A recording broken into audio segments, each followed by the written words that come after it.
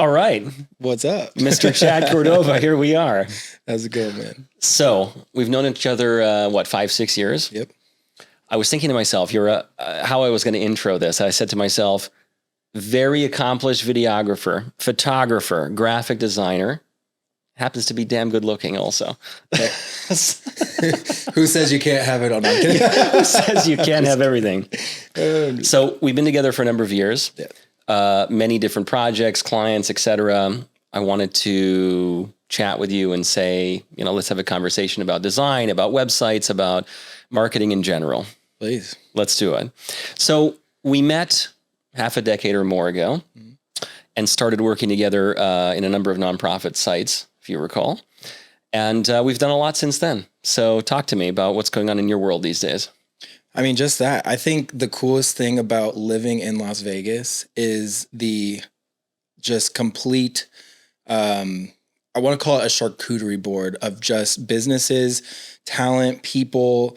I like to call it the startup capital of the world because truly you got people that are from all over. And in my time of doing pretty much all kinds of marketing, I've met some of the coolest people, coolest organizations. And like you said, going back to nonprofits, probably two of the biggest nonprofits here in Las Vegas. They do work nationally, recognized by the president, helped so many people. And when it came to that point of saying, yes, I want to get into the nonprofit world, a lot of people said, well, it's a nonprofit. There's no money in it. So you're trying to go to a client that can't pay you well. Why would you do that? And I said, it's more to me about purpose than anything else. When you tell stories, when you create content, when you have the same thing, I'm trying to sell something for double than what I bought it for, that gets very repetitive and it gets very boring. And it gets something where it's like, there's just no purpose behind it. So I got in contact with these two organizations. Are we saying their names or can we say their names? I don't see why not. Okay. So one was Miracle Flights. Miracle Flights flies people all over the country to where they need to get get free medical care, because that's one of the biggest costs. You can have your insurance, cover the medical bills, but the travel's not paid for. To me, I looked at that and I said, do you know how many stories are right there that we could share and tell and talk about that no one knows about?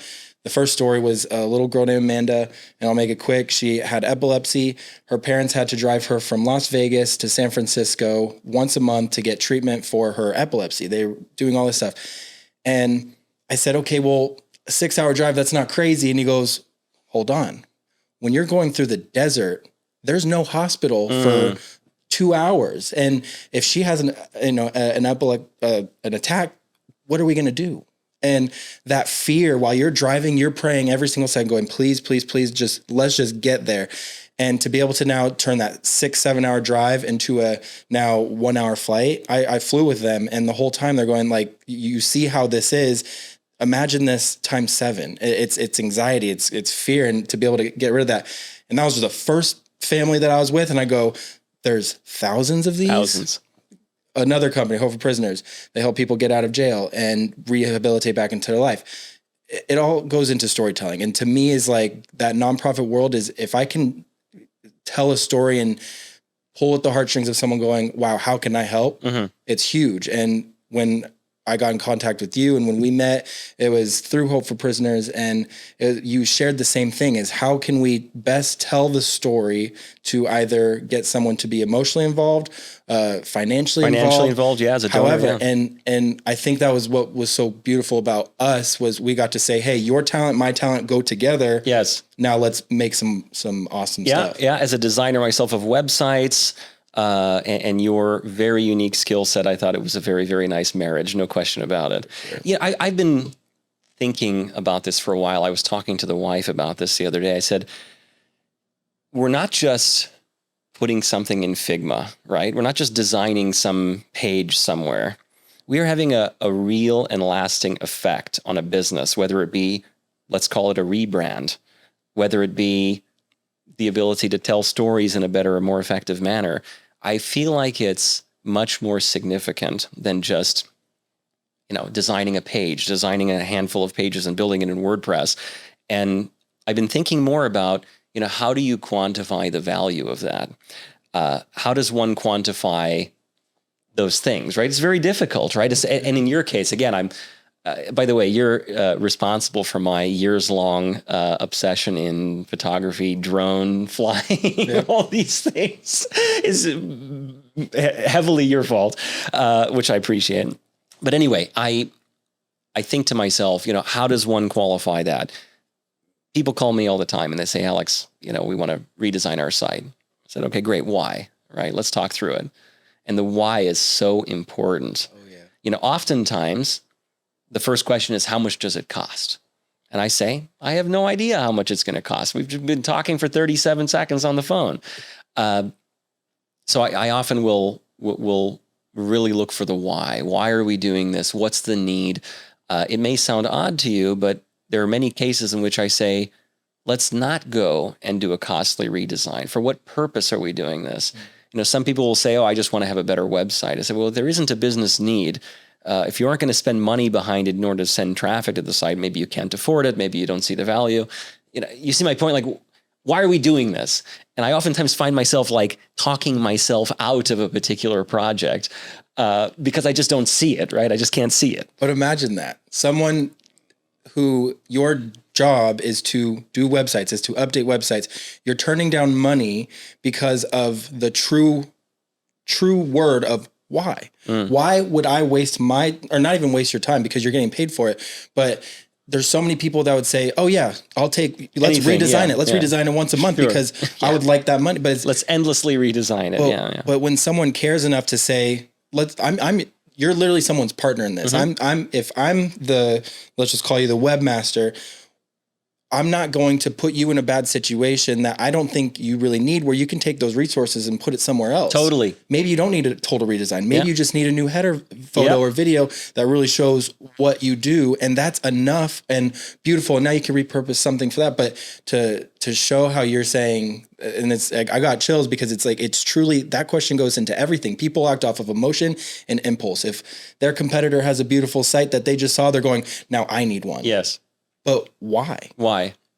If you're giving someone a better product at the end, but their front face looks great, okay, cool. Let's talk about other ways where you can now build somewhere else than throwing money into a complete redesign when your site is beautiful enough or whatever. But I love that. Serves the purpose enough. Yeah. I'll give you a little story. Recently, I was referred to a gentleman that does international tours. Mm-hmm. The site is, I'd call it adequate, maybe beyond adequate. However, takes 5, 8, 10 seconds to load occasionally, right? It's got bottom of the barrel hosting. It's just thrown somewhere. I call it it's essentially a cardboard box in which it resides in. No updates are made. Nobody knows, nobody's doing anything. And I just said to him, look, why are we going to spend thousands of dollars here? It's adequate. It's good enough.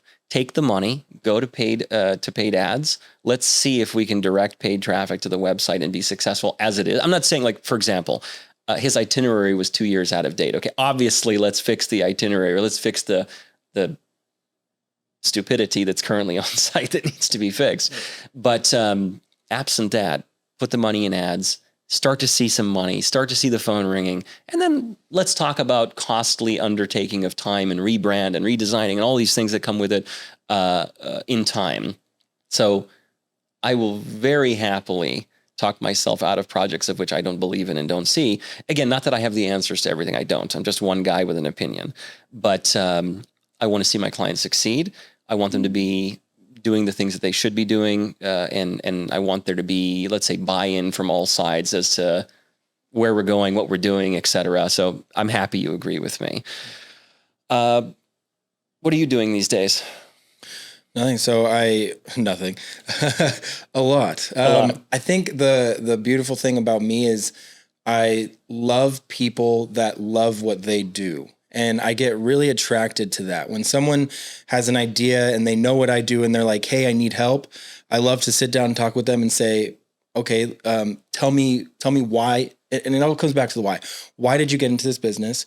What are your goals?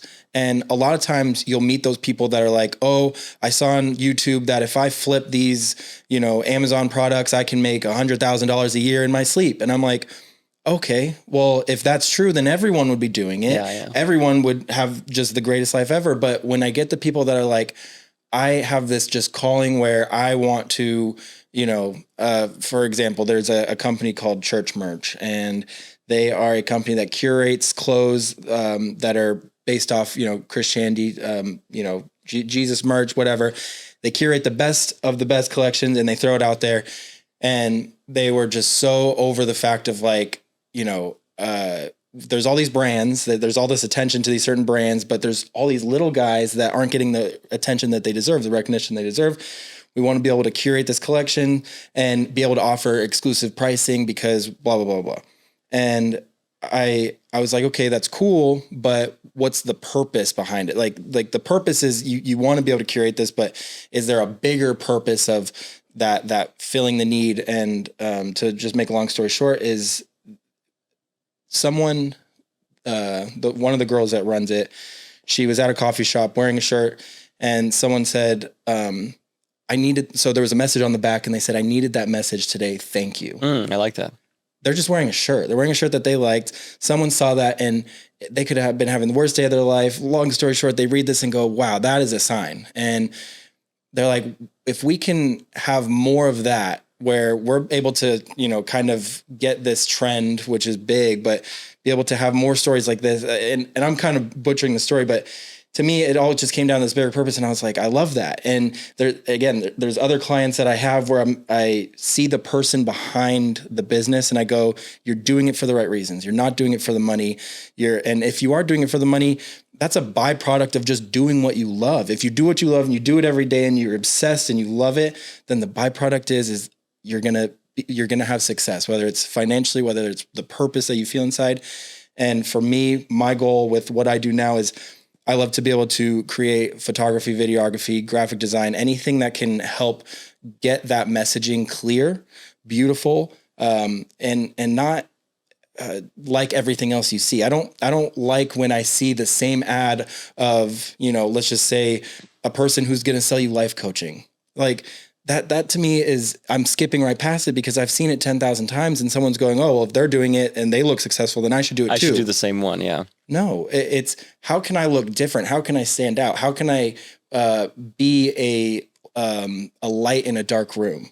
And that is my goal every single day. When I wake up, I want to help someone who, they're spending their last $1,000 on this business idea that they've had in their heart forever. And they're saying, man, if only I can just have someone that knows what to do and can do it right. That costs a lot of money, but it does. My thing is I was blessed enough to be able to, have the resources where I can say, hey, I've been blessed. Let me bless you. And that kind of goes to like your story is if you needed the money, you would take every client, you wouldn't even ask questions. You would just do everything you can to just, stack your cash. But we're blessed enough to be able to ask the questions and do everything with a purpose and make sure that, we're not wasting someone's last $1,000. Yes. And that was my question to you is how do you, when you look at a new client, is there ever a time where you've turned some away because you say, hey, like, what I have is just, is not too expensive, but like, I'm like the Ferrari, like, how do you, choose those clients where it's like, maybe they're on their last $1,000. Hey, I have the budget of this. How do you pick those clients? How do you tailor to their budget? Like, what does that look like? It's a great question. I've had, thousands of sales calls in my career, right? I'm the sole salesperson currently of my organization. I answer the phone. I talk to people. It's what I do. It's probably one of my primary roles in what I do. And I turn people away all the time. And maybe it's for their own good. Maybe it's for my own good. Maybe I've already seen this play out in a particular way, right? But I know what I'm good at and what I'm supposed to be doing. People will call me with all kinds of wild things at times. And while I want to help everybody, I can't, right? I can only do the things in which I know that there'll be a high degree of a good outcome coming out of this. So, but I also like to be a good resource. People will call me with all kinds of requests. I'll take a few minutes. I'll say, look, if I was in your position, I understand that whatever, maybe it's a budget issue, maybe it's something else. I would do the following if I was you in this particular case, whether it's going to a drag and drop builder, whether it's going somewhere else, whether it's doing this. I really try to say, look, I'm not the right fit for the following reason. However, here's an option for you. And maybe that recommendation might save them countless hours of headache attempting to go resolve it somewhere else, wasting time, wasting energy, wasting effort, without getting to the right point. And look, I'm not, again, do I have all the answers all the time? No, I'm just one person with some experience, but I do like to think of myself as a good resource. I've often actually recently been calling myself a consultant in the sense that, I don't have to do every particular task of a project. What I mean by that is, I think earlier in my career, I was less open to just saying, hey, this is Alex, this is Sage, I'm capable of doing the following 4 or 5 things really, really well. And should you want something that falls outside of that, I'm not the right person for you. However, I can connect you with really great people. If somebody calls me right now for, let's say, creative social work or videography or something, do you think that I would undertake that? Absolutely not. I'm not qualified. I've got a great camera, thanks to you. I've got a great drone, thanks to you. But no, I'm not qualified to sell those services. I do that for fun. So I think that's important, right? Owning who you are, not being, let's say, ashamed or embarrassed to say, hey, it's just not what I do, right? It's not within my primary skill set. However, I recommend you to X or Y or Z. There's, I think, a lot of value in that. And I really think, like we talked about this a few minutes before we started this episode, is that people can sniff out people that aren't real, right? It's obvious, right? Like, just be who you are. I have one version of myself, and that's who I am right now. I'm not pretending to be something else. I'm going to talk to you the same as I talk to a client of mine, the same as I talk to my wife. I just am who I am, right? And if you can own who you are, I think people can respect or will respect the fact primarily that you're just being, you're doing the best you can in order to give them real value. Mm-hmm. So again, do I work with everybody? No. But I think that if you're open and honest with people from the get-go, this is my primary skill set, this is what I'm really good at, you can expect the following things from me, I believe for the most part, people will appreciate that. You agree with me? 100%. Yeah. And it goes to, once you try to please everybody, you're doing nothing for yourself. You're literally, you got this room full of people that, oh, this is a good guy, but they can't do anything for you because once you show someone who you are, you're genuine to yourself, you're unapologetic because this is who I am, then it creates this relationship with every person that loves you and chooses you, that there's not going to be this flip where it's like, who is this guy? I thought I was talking to whatever, Alex, but now I'm talking to another guy. And it goes to relationships with people that you work with. If you promise them the moon and then, you fall short, you lost someone forever. Yes. If I can say, hey, I just don't do that and I'm sorry, and here's someone who can, they go, wow, like now I'm going to come back to you for anything because Correct. you were honest with me. Yep. I loved this guy you recommended, and I want to recommend someone for you that where it is in your skill set, and it creates this trickle down effect that is amazing. Totally agreed. What'd you say before? You said master of none, right? It's like the jack of all trades, master of none. And I totally agree with that. It's, fit within the things in which you're an expert. I'm not saying you shouldn't learn, shouldn't take on new things. Maybe you'll offer more things as time goes on, but I love staying within a clear scope of work. And I really have gotten good, I think, at just understanding the type of client that needs my service. And generally, I think that's a small to mid-sized business owner. They've been around for some time. I don't see myself working with as many startups as maybe I once did. Maybe not just budget issue, but in general, those are the type of clients that I'm working with. And I think the attitude in general is, I don't have time to mess around. I don't have time to chance something and maybe it's going to work, maybe it's not. It's like, I have a real business result needed out of whatever I'm doing, the website. I use it for whatever purpose. It's an integral part of the day-to-day. It's not just some business card that's sitting on, who cares if anyone goes to it. That's my client. So just because you said it, I really want to get into this. Sure. Talk about startups, because one thing that I've noticed with startups is they're a startup. They don't know what they're doing. They just have this idea and they expect someone to kind of do the rest of the work. And have you seen, and the reason why I'm assuming you don't do startups is you're kind of becoming their designer, their brand expert. They're expecting you to know, hey, this is the kind of photos you need. This is the kind of videos. This is the color design. Is that something that you like to do, or is the reason why you're not with it because you want to have someone that has their whole plan, their whole branding, and then you get to just create that beautiful canvas of all that? It's a really great question, and every situation is unique. Let's call it established businesses. Not all established businesses come to me and say, here's an exact layout of what we want. In fact, it's the opposite, right? Most don't know, I think, really what they want. They just know they have a problem. So I like getting specific direction. Like, here's exactly our brand book. Here's exactly what we want. Stick within these guidelines. But it's less often so happening that way. Gotcha. So I'm not against getting little feedback, getting a lot of feedback. I play well in all of those situations. But in a startup situation, I think that, look, it's exciting, right? It's exciting in the sense of this is something new.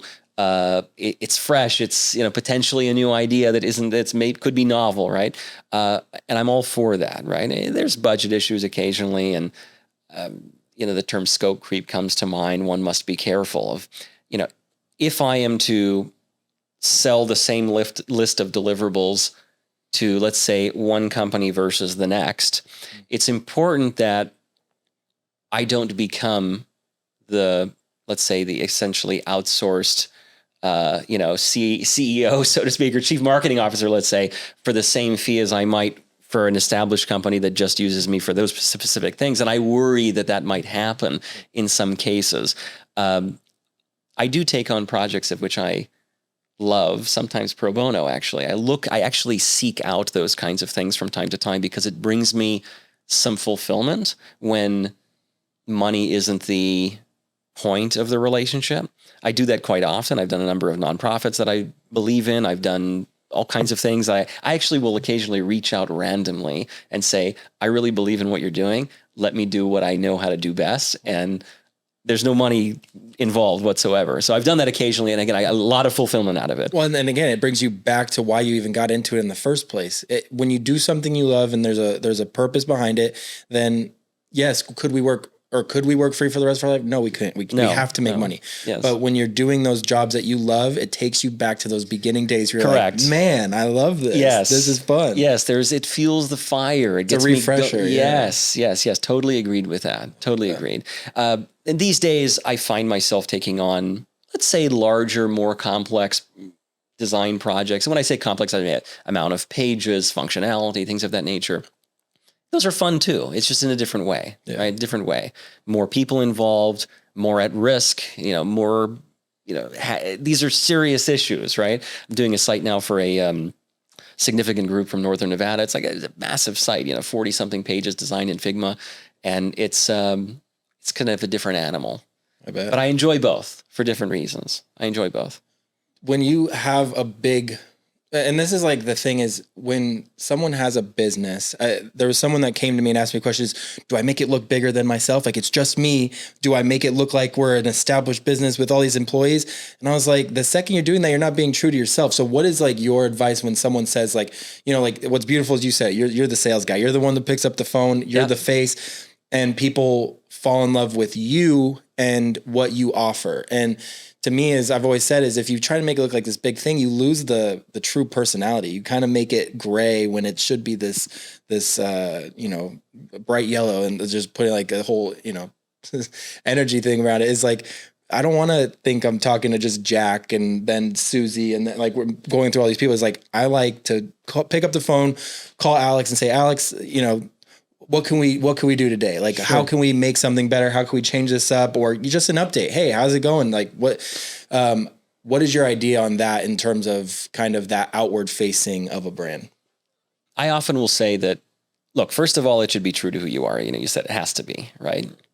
But I like to say, let's design something for where we want to be in 6 months from now, a year from now. I'm not saying to establish yourself as some, 100 employee company when there's 3 of you. That's not what I'm saying. But I do think we should, from a design and from a, let's say, user experience perspective, there's no reason why we can't look really, really, really good.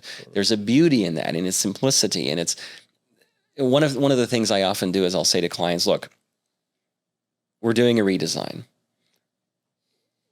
Show me examples of things you wish that your site looked like, not for the purpose of copying. That's not my intent, but everybody's taste is different. Everyone's opinion is different. It's like, show me what exceptional means to you. Totally. And we can at least go in that direction. There's a great saying. Let's say I ruin it now. I'll try to repeat it nicely. It says, without a goal, any direction will do, right? You can go to the left, you can go to the right. Who knows? There's no direction, right? But if somebody gives me clear direction and says, at least I think this is the direction I want to go, it's very, very helpful, right? Totally. Very helpful. You need an end point if you're going on any sort of journey. Where are we going? If we're just walking around in circles, we're going to be walking around in circles, and that's beautiful. So I'm all for saying to someone, let's put forth who you are now, a little bit of who you want to be, and let's present it in such a way where we can make it super easy for your ideal customer to reach out to you, right? That's where I'm at these days. And can you explain to me how, like, what do you offer outside the scope of making the website and just keeping the website up? Like, what else goes into it? You know, the term curse of knowledge comes up in my mind when you say that, essentially saying once you know how to do something, it's very difficult to undo it. I think lots of companies will undertake a redesign, will go through whatever that process looks like, will launch it, and then we'll put it in some inferior place, right? We'll let it reside in whatever, the cheapest solution. And there are so many issues associated with that. We'll speak to some of the major ones, right? So you're saying, what do I do otherwise? Okay, so I realize people come to me when there's a problem, right? People aren't coming to me when everything is honky-dory, everything is fantastic. You know, they love their provider. They love everything that's going on. Their site loads beautifully. There's never an issue. It's always out of some degree of problem, whether it is an emergency or just an irritation or something in between. So I try to understand, where are we going, right? Oftentimes people come into my ecosystem because they want to redesign. Most of the time. Sometimes people will come and just say, hey, we're happy with the website that we have, but there are ongoing problems of which we need to resolve. And we will fix those issues, whether it's malware, whether it's something less serious, and we will host and manage the site into the future. So really my focus is in, reimagining brands from a design perspective. I'll speak to the Figma process in a moment, and launching and managing the site into the future. And that doesn't have to be a huge, costly endeavor, right? That's not a thousands of dollars a month expense to have a professional webmaster and a team behind him that knows what they're doing. But it is not the $15, $20 a month cheapest solution possible, right? It's multiples of that. I've broken down actually in a previous episode of this, where the value is. I won't restate it now, but again, I work with people that don't have time for nonsense, can appreciate professional work, and they just have a level. They expect, let's call it excellence. They expect professionalism. So that's that. And the Figma process. Let's go through that for a minute.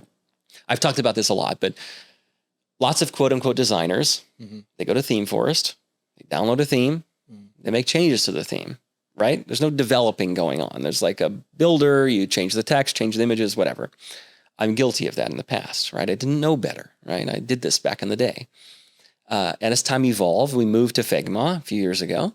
And Figma, as you well know, is a design/prototyping tool that allows us to fully design something in advance, right? Powerhouse, yeah. Yeah, I often will say, like, are you going to go build a house without an architecture and just start pouring concrete and putting up the framing? Like, no, it doesn't make any sense, especially so on a site that gets any kind of significant traffic, and even more so on an e-com site that actually makes money. That doesn't make any sense. So what have we said here? People come to me because there's a problem, whatever that problem is. They're not happy with the site. There's problems on the site, whatever it is. And we understand the issues and we say, here's how we're going to remedy it. It's a one-time undertaking of a redesign. It's let's call it managed services, ongoing agreement in which I am your webmaster and responsible for the following things. And I really work very, very well with customers in those spaces, right? I do offer a number of, let's call it, related services in which I do, but those things that I just said are my focus, and it's the majority of the business is that. And again, looking for people that just can't afford to mess around, can't afford to have problems, can't afford for the site to go down. I'm thinking about a couple of clients of mine now as I'm telling you. this story that in the beginning, there's a lot of communication, right? Because there's problems. Oh my God, this happened, that happened, this, right? And we're talking, whatever, however, very frequently. And then all of a sudden, everything will be okay. Site works. We've resolved the problems. And then I don't hear from them for long periods of time. And I'm reminded now, one in particular said, oh, I haven't talked to you in a long time. And that's really good. That's a really great thing. It means you're doing what you're supposed to be doing. And it means the site doesn't have problems, thank God. And yeah, so I often will get those kinds of comments. That's beautiful. You know, hey, it's been a while, but everything is cool. So thanks very much, right? Yeah. WordPress is a very interesting animal. It's a beautiful thing. It's 40% of the entire internet. I mean, tens of millions minimum sites are built on WordPress. It can also be very finicky. And it's not all sites are built the same, and not all instances of WordPress are the same. There are so many variables that go into a website, so many things that could potentially be wrong, that it requires, I believe, significant expertise in order to do properly. And what else is there other than WordPress? Like why WordPress? Just because so many people have it? Is there a reason why you use it? It's a great question. I started in WordPress because I knew nothing else. Didn't know anything else, right? I didn't have I often say the web design business is one that has no barrier to entry, right? Anybody can get into web design and say they're a web designer. There isn't nothing, right? Yeah. So, buyer beware, right? Be careful. That being said, I started the business because I didn't know anything more. I knew and understood at that time that WordPress was a huge content platform. And it's just, I made a decision not even that long ago that I just said I am exclusively developing and managing WordPress websites. It was just a business decision. Yeah. I've steered myself away from other platforms as a developer. And I've got reasons for that. Essentially, I have a core team and I have expertise in the things in which I have expertise in. And as I get a little bit older, maybe a little bit wiser, I realize that I'm not interested in chasing support and help from individuals that aren't a part of my core team, or that I can't have full control over the outcome. I don't like that, right? It's not a good feeling to have, right? You ever been in a situation, we were talking about this earlier, but like you sell something to a customer, right? I'm not interested in being, in selling something to somebody and then worrying how I'm going to fulfill that. No. Mm. I want to sell things in which, like, when there is a problem, I've already done it a million times. I know what the problem is before anything else, right? And those are the types of things in which I need to be focused in. And I learned that lesson, after years and years and years of going about this, right? So why WordPress? It's a huge part of the internet. It's something that I've amassed a significant experience in. It's teammates of mine have very significant experience. And I always say this, all of my teammates are all better at what they do than I am at their stuff. No question, right? But collectively, we can provide a very high level of service to not have problems. I hope that answers the question. Look, had I spent hundreds, thousands, tens of thousands of hours on Shopify or other custom platforms, I would be having a different conversation with you. It's just not the direction that my career took. The reason why I ask is because I get a lot of people when I'm building or when I'm making content for their site, a lot of people are like, oh, I make it myself. It's in a Wix or a Shopify, and it's the click and drag and drop and all that. It's like, is there a drawback to programs like that? Is there a reason why you should go, if someone says, hey, I'm looking to redo my website right now, it's on Wix, is that something you do? Why would you say that's not a good idea to keep it? Or why what is the drawbacks behind? It's a great question. So one answer might be, I don't have professional experience in those platforms. I always say that, right? I wonder, I'm sure if you went out into the world and talked to a person that spent the last 10 years on Wix, they might tell you all the wonderful things about what that has to offer. I'm not qualified to speak on that, right? I just simply am not. I can say from my own experience that I feel like some of those alternatives there's a place for them, right? There's startup, no budget, low budget, do it yourself. I think those are the reasons why people are going to those platforms. I said this recently, there's this misinformation in the world that it's somehow easy to make a website, right? That you can go click a few buttons and it's going to be all over Google immediately and it's going to be world class and it's going to be gorgeous. No. It takes time and effort and it takes significant undertaking in order to do things well. And that's just from the look perspective. Imagine just actually being found, right? And then how do you get found? And are you putting money behind it? And if you are putting money behind it, should it really be behind something that you yourself have built and you're not an expert in? Like all these questions come up. So again, I'm one person with a particular lens, right? I'm wearing the lens of I'm a WordPress guy, have been for the last 12 years. That's my professional focus. Could you find other people that would disagree? 100% agree. Yes. But again, my position, WordPress offers a wonderful solution that's open source and that we can have full control over the outcome from beginning to end, which I think is really important. And WordPress does have that same drag and drop functionality. Let's talk about that for a minute. I said it before, WordPress is not apples to apples. Not all are the same, right? You could have an inferior theme and an inferior page builder, and it would be an absolute nightmare in order to edit. I've seen it many, many times, right? Everything becomes a problem. Minor changes, minor edits, if not done, let's say, according to maybe industry standard or our standards in the ecosystem, which we like to build, it'd be a real pain. However, the way we do our sites is it makes it very easy for clients to do the things in which they want to do and leave the things to us that they don't want to do. I always say I'm a done with you solution. I'm not a bottleneck. I am not the holder of the keys to the castle and only Alex can make changes and how dare you want to do it yourself? No, that's not what I do. I create sites in such a way where internal teams can manage the things they want to, whether it's edits to content, whether it's blog posts, whatever it is. And my clients have a varying degree of experience in these things. So sometimes they're very qualified. They can take care of much of it themselves. Other times everything should be done by us. It all depends on the nature of the relationship. But needless to say, you want to do it, you can do it. And in fact, I will create knowledge-based articles for clients specifically on how to achieve the things they want to, because again, I'm very pro sharing of knowledge. I'm very pro education to my clients so that they don't feel there's a handful of complaints I hear from almost every single person that calls me. And it all stems from, we have no partnership. We can't make basic edits. We have no idea where our site is, what's going on. It loads slowly. It goes down intermittently. These are the issues. I hear it from literally 95% of the people that call me. So I don't want to become one of those. I don't want to become another one of those. Okay. So I hope I've answered the question. It's like, this is what we do. I'll share it with you.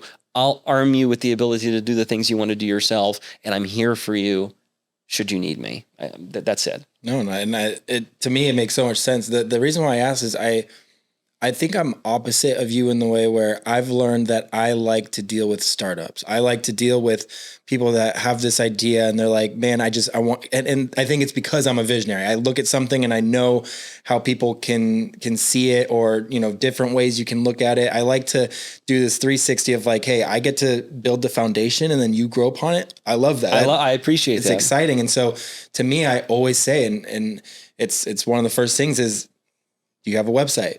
And, that really can show someone's brand, the personality, just the thought behind the idea. And I kind of wanted to just get into this whole design of a website. What is it? Is it the design that can cripple, like, because a lot of people, you see these sites and they have all these moving things and like just the craziest sites I've ever seen. Like, is that where we're going to in the world of websites? Is that something that you're seeing a trend in?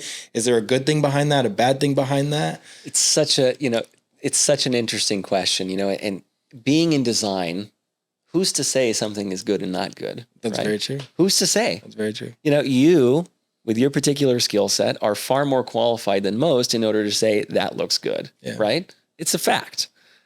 I can't stress it enough. You are extremely good at what you do. And so who's to say? Like, the question becomes, are you right or is the client right? Yeah. And what happens in the case where the client comes to you and says, hey, Chad, I don't like what you did, but in your heart that it's great, right? And that what they're asking you to do sucks, right? How do you deal with that situation? I had a situation like that happen recently, which I'll tell you in a second. But first of all, I'm quite known for, let's say, louder, bolder type approach, right? I like to have fun. Totally. I like to have fun. I've got some e-com clients with fruit and things flying around on the screen, done tastefully, not ridiculous. Yeah. Things expanding, moving in, moving out. I like to have fun with the things. I just don't want it to be, an image plastered on a screen with no movement, no nothing. Now, movement can go horribly wrong, as you know. Things flying too much, it's going to be terrible, right? So much depends on the situation. So much depends on what they're looking to do. And you know what? At the end of the day, I'm not sure our opinions matter so much. I think that, does it convert? That really matters. And that's what I was just about to say. When I asked it really comes down to, like, you are just the machine that is making, and obviously there's a collaboration process. Here's best practice. Here's stuff that works and doesn't work. But at the end of the day, you're just helping make the client what they see in their head, and then making sure that, because to me, my next question was form over function. Do you want to look good, or do you want it to do what it needs to do? For an example, there was a restaurant that me and my girlfriend, we love, and their website is the most atrocious thing to try and order on, and they will not let you call and place an order. You have to go through the website because the way that it worked, whatever. And I'm like, this is like, I don't want to order from you just because your website sucks at ordering. And to me is like, it goes to, and the reason why it sucks is because they tried to make it look so good. The food is right next to the name and the button, but sometimes the food below it is over the button. And I'm like, I can't order my Penang curry because the freaking chow mein is right below it. That's so funny. And so, like, to me, it's one of those questions where it's just, and I know that you would never let that happen. And that's where it goes to these people who are saying, hey, I'm a webmaster. I can do what you need. And it's so hard because there's so many options. There's so many options. And I touched on this before. It's an unlicensed, unregulated Wild West. Right. Okay. And I think that, let's briefly touch on this. How do you ensure the best outcome when you're a customer looking for a provider of services like I do or that you do? I think, one, it's portfolio. Are there examples of sites that you can really appreciate that they have done, right? If not, or if their site is great. Yeah. If you're going to a web design company and their site sucks, you got a big problem, okay? And there's plenty of those around. No disrespect to anyone. Number two, I always say, I've got an attitude of perfection. I care about the outcome. I cannot sleep at night if there's a problem, okay? That's just who I am. Can't help it, right? So I think working with somebody that has that kind of attitude is great versus we did your 2 changes. You don't like it. Good luck to you. I don't care, right? You signed a contract. I don't care. That doesn't work for me. So looking out for those kinds of things is important, right?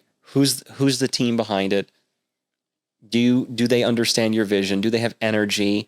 Are they, half dead on the sales call with you and don't care? Or do they care about the outcome? These are all questions that are important, right? But again, coming back to the point, how do we know what's good, right? You said it. How do I know what's good? And I said it in the beginning of this episode. It's what happens when you're disagreed with? How do you deal with that? And this might sound funny from a person that's designed, I don't know how many hundreds of websites, but maybe sometimes that point just doesn't matter, right? Like the tour company that I mentioned to you. Maybe the exact way that it looks just doesn't matter in this particular case. Could we spend a lot of money and go redesign to be the most beautiful thing? Yes, but what good is that to the guy if he's not going to spend money and not going to direct traffic and all these things, right? So depends on the situation. I want to tell you one story. And I learned this recently. This is a very good story for me. I have a client, built a couple of sites for, came to his office. They're great people. He says to me, I want a site that looks like this. And I looked at the site.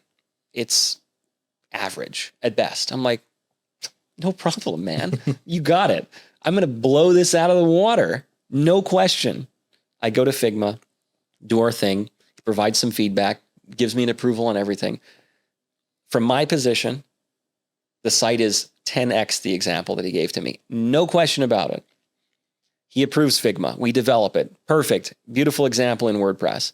Comes back to me later on and says, Alex, it doesn't look enough like the example I sent to you.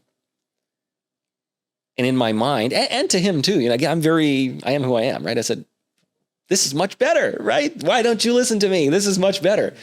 And that was a good lesson for me because I didn't listen enough to my customer. I imposed my will and my desire in good reason, like for a, let's say, noble reason. I want to be proud of the work that I do, right? I don't want to do half-assed dreck that sucks, right? I'm sorry, I just don't, right? I am who I am. I want to do great work. And I think anybody that respects and has some personality and has some passion for what they do wants that. But long story short, didn't end well, right? And I learned a good lesson for that. So sometimes doing what you think is right for the sake of the project may not be the right decision. Maybe it's like, okay, you can maybe what I should have done is said, I'll give you a replica of this, which I think is a B-, but I really think we could get an A, right? You don't want to listen to me? No problem. You're my client, right? Am I going to put this on my portfolio? I don't think so. I'm not proud of this. And I'm just being honest with you, but you've hired me and I'll do what you want if that's what you want. So that was an interesting story in my life recently. Well, and the way that I explain it best very quickly is I always say it's the palette is just not defined enough. Someone can love us, if they're just drinking beer, they might like a Coors Light or whatever. And that's their beer. The second they go to an IPA or something that has more taste, it's disgusting because they're going, this isn't my simple beer that I know and love. But once they slowly drink more beer, and it's a horrible, but it's the only way to explain it. Their palate starts to get defined. They know what else is available to them, and they go, oh wow, I've been missing out on this. And that's what we do. Our palates are way up here. We're saying we know what we can do and what we're capable of. This is average at best. But they don't know that and they don't understand that yet. And so it's very hard to find that medium because I do the same thing with video. Someone shows me a video of an interview or a reel or something, they go, this is what I want. And I try and tweak it that extra bit. They go, I mean, you didn't listen to me. But it's not what I was thinking in my head. And it's something that I struggle with all the time. So it's our job to protest to some degree, at least to inform and say, hey, I just don't think that this is the right way for the following reason. But you're my client. Is that the answer? You're my client. I'll do it as you wish. Or I guess it depends on the situation. When it goes to collaboration, I mean, that's where in the beginning you set that kind of tone for, hey, let's go back and forth until we reach a middle where it's like, yeah, I agree that this has great form, function, look, all that. It's above average. And they're going, this does everything that I see in my head. And we're kind of giving and taking, but in the end of things, it's we both came to agreement. This is great. Everyone's happy. But like you said, the client has to be happy at the end of the day. They're the one paying for it. It's their business. It's their brand. And that is a fine line to walk. And it again underscores the immense importance of Figma or any design tool that someone's using. But we've invested heavily in Figma, but you see it, right? Like we could talk endlessly about something, but unless you see it, what are we talking about here, right? So with Figma, you're seeing it come together. You can collaborate, you can iterate something until it's perfect. And I think that's one of the such important, when you're going to work with a designer of any kind, go to Figma, go to a design tool first. Do not allow things to be going directly to WordPress and coded there and then having to undo it and fix. It's a completely not the right approach, in my opinion. I think we're pretty much out of time. I had an amazing time with you. That hour flew by quick. Yes, it did. Fast hour. Hopefully we'll do it again in the not too distant future. Yeah. And I just want to say to anyone that is listening to this, there's such a difference between someone who can just build a website and then you. As I've worked with you, I send anybody that I can to you. Thank you. You love what you do and you're doing it for the right reasons. And to me, that's one of the coolest things. You're one of those people in my life that I truly have always looked up to, because when you do something, you do it, you make it something that you can put on your, conscience, say, I did the best that I can. I did everything that I can to be proud of this. And you don't find people like that anymore. Everyone's trying to find the quick way to do something, the easy way to do something. And you can tell when someone really truly loves what they do, and the work behind it shows. And it's an honor to be able to work with you and to see and learn from you. I appreciate that very much. You're a great guy. Thank you. And you're so damn good looking. It's just crazy. Yeah. Listen, I had to shave my head just so I could be closer looking, better looking to you. I often say I can't be seen with people that are 4+ inches taller than me, because it just doesn't look right. Okay. I looked in the mirror the other day. There's a guy like 6'5", buddy of mine. It doesn't look good. It looks crazy. But for you, we make an exception. Okay. It's great. I'll shrink a little bit. All right. Thank you. Thank you, man. Thank you.